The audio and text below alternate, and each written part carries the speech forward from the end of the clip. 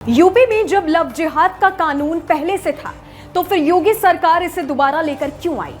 क्या सरकार का मकसद प्यार पर पहरा लगाना है? एंटी रोमियो स्क्वाड ने क्या ठीक से काम नहीं किया? ये सारे सवाल अगर आपके मन में भी उठ रहे हैं तो इसका जवाब जानने के लिए 2 महीने पहले लखनऊ में जो हुआ उसे समझना होगा। फिर बताते हैं कि नए कानून में क्या क्या प्रावधान है। जगह यूपी की राजधानी लखनऊ, तारीख मई 2024। आमिर नाम का लड़का एक पूजा पाठ टाइप लड़की को अपने जाल में फंसाता है। उसके सामने हाथ में कलावा बांधकर और माथे पर तिलक लगाकर जाता है। लड़की उसका यकीन कर लेती है, दोनों की दोस्ती होती है, प्यार बढ़ता है। रिश्ता उस मोड़ पर पहुंच जाता है जहां लड़की मन ही मन उसे अपना पति मान चुकी होती, इसलिए लड़की शादी का दबाव बनाने लगती है। तो आमिर कहता है पहले तुम्हें हमारी कौम में आना होगा। लड़की नहीं मानती तो वो दबाव बनाने लगता है।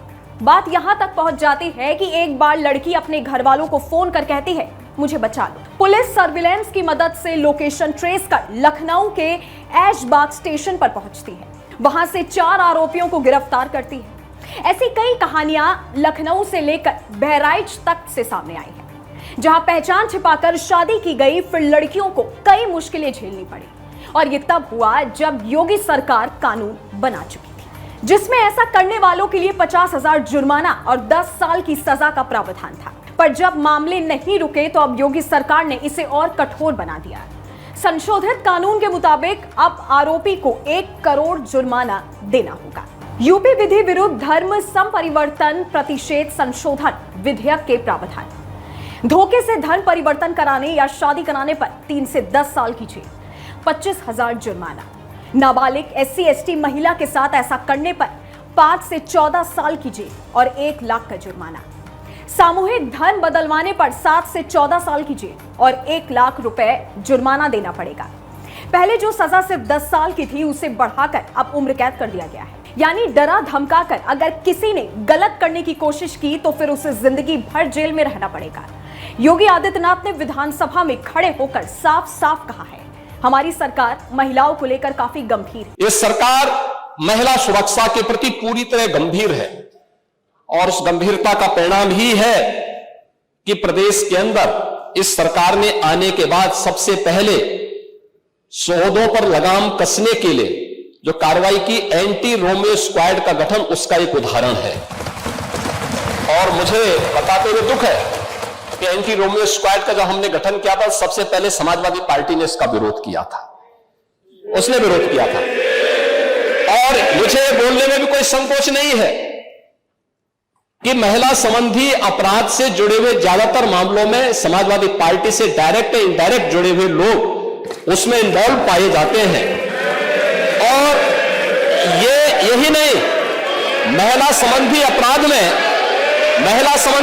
में ये उस पीढ़ी का प्रतिनिधित्व करते हैं,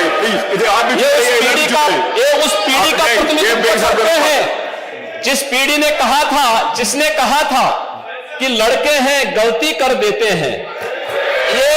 ये महिला सुरक्षा की बात क्या करेंगे?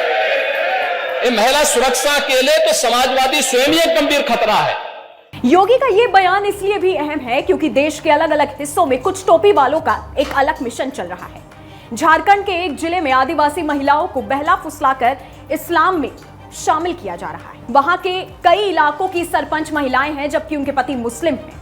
ये बात खुद निशिकांत दुबे ने सदन में कही। मैं जिस राज्य से आता हूं अध्यक्ष महोदय, संथालपुरना एरिया से, जब संथालपुरना बिहार से अलग हुआ झारखंड, तो 2000 में आदिवासियों का पॉपुलेशन हमारे यहाँ संथालपुरना में 36% था और आज आदिवासियों का पॉपुलेशन 26%।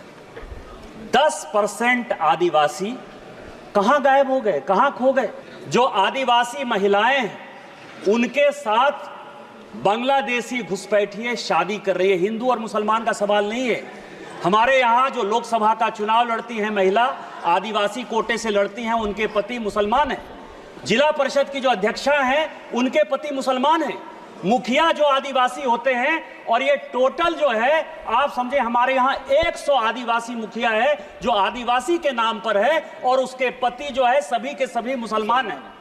हमारे यहाँ अभी विधानसभा का चुनाव हुआ अध्यक्ष महोदय, 123% तक यहां सभी लोग चुनाव लड़कर आए हैं। प्रत्येक 5 साल में 15 से 17% पॉपुलेशन बढ़ता है या वोटर बढ़ता है।